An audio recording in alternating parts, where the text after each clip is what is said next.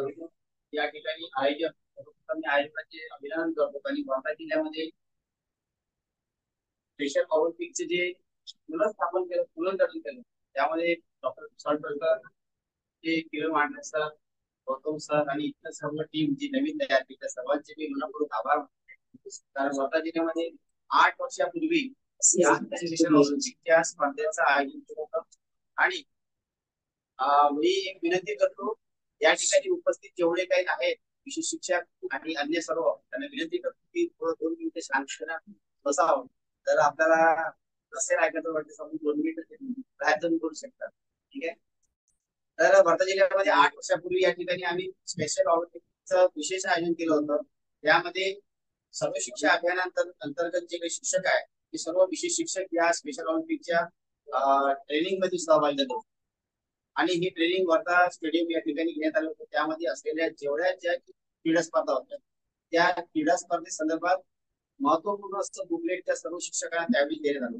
त्यातील ते त्यांच्याकडे असतीलही किंवा नसतील तरी पण मी पुन्हा एकदा आपले सहकारी किरण मांडे सर यांना मी ते बुकलेट परत एकदा दिलाय.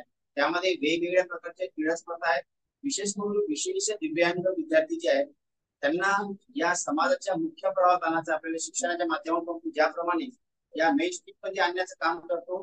परत केवळ शिक्षणच नव्हे तर त्यांच्यामध्ये शारीरिक आणि मानसिक असा बदल व्हावा याकरिता स्पेशल ऑलिम्पिक ही सुद्धा एक विशेष बाब आहे. आणि ते या विद्यार्थ्यांना सर्वांगीणपणे आपल्या सर्वांना शिकवून त्याप्रमाणे आपण आपल्या विद्यार्थ्यांचं भविष्य घडविण्याकरिता शिक्षणाच्या माध्यमातून प्रयत्न करतो. त्याचप्रमाणे शारीरिक विकास होण्याकरिता आपल्याला या आपल्या दिव्यांग आणि प्रतिबंध मुलांसाठी सहकार्य करायचं आहे. जेणेकरून पालकांच्या ज्या अपेक्षा आहेत, कारण ते पालक सर्व मोठ्या अपेक्षेने आपल्या सर्व शिक्षकांकडे बघत असतात आणि त्यांना असं वाटतं की आमचा विद्यार्थी जरी दिव्यांग जरी असला, प्रतिबंध जरी असला किंवा अन्य दिव्यांगत्व जरी असलं तरी पण समाजाच्या मुख्य प्रवाहामध्ये आमचा विद्यार्थी सहभागी झाला पाहिजे आणि समाजाचा एक घटक म्हणून त्याला सुद्धा आपल्याला पुढे आणायचं आहे. हे विशेष बाब आहे. या स्पेशल ऑलिम्पिक मध्ये सर्व प्रकारच्या क्रीडा स्पर्धा आहेत. परंतु या क्रीडा स्पर्धेमध्ये एक विशेष अशी बाब आहे की ते ऍज पर कॅपॅसिटीनुसार त्या स्पर्धा असतील. कारण आता या ठिकाणी विशेष शिक्षक सर्वच प्रकारचे विशेष शिक्षक आहेत. या ठिकाणी मुंबई विद्यालयाचे विशेष शिक्षक आहेत, अंधशाळेतील विशेष शिक्षक आहेत आणि प्रतिबंध प्रभागातील सुद्धा विशेष शिक्षक या ठिकाणी आहेत. तर अंध आणि मूकबधिर शिक्षकांना असं वाटत असेल की नेमक्या या स्पर्धा ज्या आहेत तर या थोड्याच प्रकारच्या स्पर्धा असतील. परंतु या ठिकाणी स्पर्धा ज्या आहेत सगळ्या वेगवेगळ्या गटामध्ये विभागल्या गेलेल्या स्पर्धा आहेत. यामध्ये फुटबॉल असो, क्रिकेट असो, स्विमिंग असो, बास्केटबॉल असो आणि कोची एक स्पर्धा म्हणजे बॉल त्यामध्ये होतं ते एक स्पर्धा होती. असे वेगवेगळ्या स्पर्धा आहेत.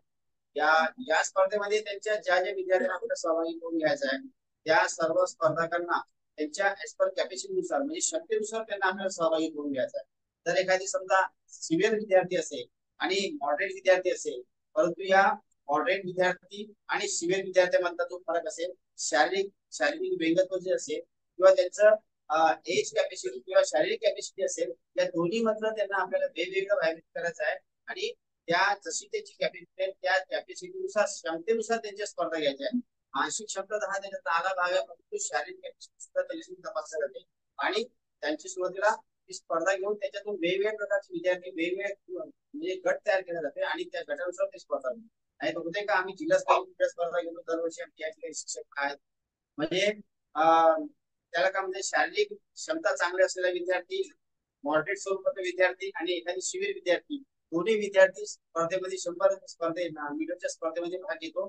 त्या ठिकाणी मॉडरेट स्वरूपाचा चांगला शारीरिक सक्षम असलेला विद्यार्थी प्रथम क्रमांक येतो आणि त्याच वयोगटाचा विद्यार्थी जर सिव्हिअर असेल तो स्पर्धेमध्ये भाग घेतो. कारण त्याच्यामध्ये शारीरिक क्षमता नसते आणि मानसिक क्षमता सुद्धा नसते. अशा स्पर्धेमध्ये या विद्यार्थ्यामध्ये असं होत नाही. स्पेशल ऑलिम्पिक मध्ये विशेष विद्यार्थ्यांच्या शारीरिक बाबी सुधारण्यासाठी या स्पर्धांचे नियोजन केले जाते.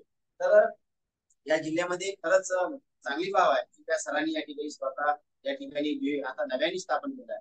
या ठिकाणी वर्धा जिल्ह्यामध्ये आम्ही जेव्हा स्थापन केलं त्यामध्ये मी जिल्हा कोऑर्डिनेटर म्हणून समाज म्हणून मी काम पाहिलं. त्यावेळेस वर्धा, यवतमाळ आणि अमरावती या चंद्रपूर या 3 जिल्ह्याला घेऊन मी परत त्या प्रत्येक जिल्ह्यामध्ये आम्ही विशेष ऑलिम्पिक शिक्षक म्हणून आम्ही त्या ठिकाणी ट्रेनिंग दिली त्यांना. आणि ट्रेनिंग दिल्यानंतर त्या त्या जिल्ह्यामध्ये सुद्धा त्याच प्रकारच्या तेव्हा स्पर्धा झाल्या. परंतु कालांतराने काय झालं, या समितीचं जे होतं स्पेशल ऑलिम्पिक भारत या समितीमध्ये फेरबदल झाला. फेरबदल झाल्यानंतर त्या ठिकाणचे असलेले जे अध्यक्ष होते ते सुद्धा बदलले, कमिटीमध्ये वेगवेगळे नेते बदलले आणि मग नंतर हे कालांतराने हे काम थांबलं आणि पुन्हा पुनर्जीवित झालं आणि पुनर्जीवित होऊन परत एक नवीन कमिटी, नॅशनल लेवलची कमिटी, स्टेट लेवलची कमिटी, डिस्ट्रिक्ट लेवलची कमिटी तयार झाली. या कमिटीमध्ये परत एक नवीन भरारी निर्माण करण्याची क्षमता आहे मला असं वाटत आहे. मला सुरुवातीला सरांनी जेव्हा या ठिकाणी जिल्हा कमिटी तयार केली तेव्हा मला म्हटलं होतं की सर तुम्ही या कमिटीत या, परंतु मी त्यांना म्हटलं सर मी तुमच्या पाठीशी पूर्णपणे सहकार्य करेन. आणि परंतु नवीन जे टीम आहे, नवीन आता नवीन शिक्षक लोक या ठिकाणी आहेत, नवीन भरती झाले आहेत, वेगवेगळ्या प्रकारचे शिक्षक आले आहेत आणि त्यांच्यामध्ये सुद्धा अजून हुनर आहे आणि त्यांना आपल्याला चालना देते. मी आपल्या पाठीशी वीस मी नेहमी राहण्यापेक्षा आपण नवीन लोकांना पुढाकार घेऊ आणि नवीन प्रकारे हे सगळं करू. त्याकरिता माझं पूर्णपणे सहकार्य राहील आणि त्या अनुषंगाने मी थोडी काही मदत करता येईल मला सहकार्य करता ते नक्की करू. परंतु आपल्या जिल्ह्याचं नाव रोशन करण्याकरिता आपल्या सर्व शिक्षकांचं यामध्ये फार मोठं योगदान असणे गरजेचं आहे. कारण शिक्षक जेव्हा या ठिकाणी त्याला काम इंटरेस्ट घेईल किंवा ते सहभागी आपल्या विद्यार्थ्याला करून घेईल त्याच वेळेस विद्यार्थी आपल्या पुढे जाईल. डिस्ट्रिक्ट लेवल, स्टेट लेवल आणि नॅशनल लेवल आणि इंटरनॅशनल लेवल पण आपल्याला विद्यार्थी खेळवायचा आहे. तर आपल्याला आपल्या म्हणजे शाळेतील विद्यार्थ्यांची क्षमता ओळखून त्याच्यामध्ये असलेले गुण ओळखून त्याला कोणत्या स्पर्धेमध्ये 100 मीटर असे धावणे किंवा 100 मीटर, 200 मीटर, 50 मीटर धावणे.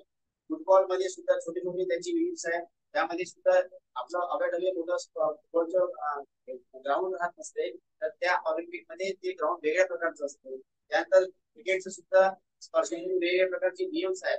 तर ह्या सगळ्या स्पर्धा ज्या आहेत त्या वेगवेगळ्या नियमांनी स्पेशल ऑलिम्पिकला आधारित असलेले सर्व नियम आहेत आणि या स्पर्धेमध्ये खरंच आपल्याला खूप चांगलं एक वाव आहे आणि संधी निर्माण केली आहे सरांचं. खरंच एकदा सर्वांनी टाळ्या वाजवा.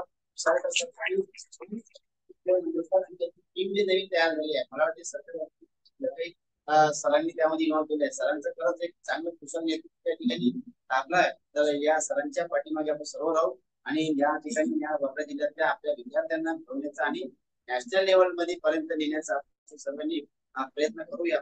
या ठिकाणी सर्वांना शुभेच्छा देतो आणि मला या ठिकाणी संधी दिली त्याबद्दल मी सर्व आणि या समितीचं मी धन्यवाद मानतो. आपल्या सर्वांनी दोन शब्द माझा ऐकून घेतलं. आपल्या सर्वांची सुद्धा थँक्यू.